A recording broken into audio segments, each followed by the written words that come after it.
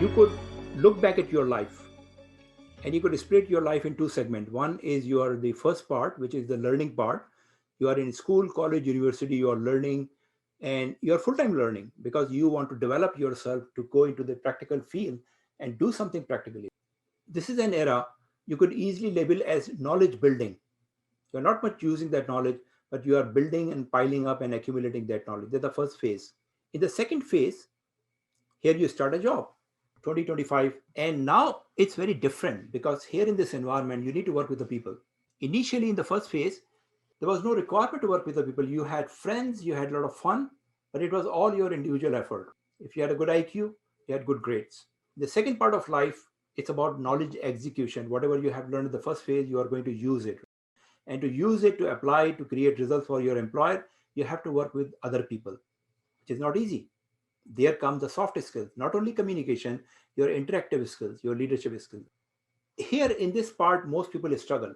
Why? Because they are trained for the knowledge, but they're not trained for the practical people skills. We are not trained for emotional intelligence. We are not trained for communication skills. We are not trained for presentation skills. We are not trained for negotiation skills, and name it. And this is all we need to do.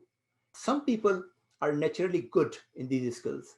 So without any training, they make a lot of good progress. I'm sure if you look around, you will notice that there are people, they're not highly educated, they're not really very strong background, but they make good progress because of their natural skills. Everybody does not have those natural skills, but you can always develop it. You can always develop it, and that is what you are doing. So between IQ and EQ, both are important. But in the first part of our life, when we were a student, IQ was very important.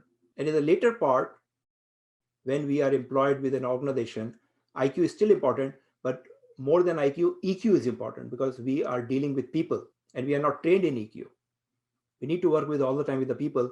And it is said that people are hired for their higher IQ and then they are fired because of their lower EQ, which is true in many cases. Because other problem is that IQ can be measured. You can have an IQ score. There are various tests available. For EQ, there is no score or quantifiable method.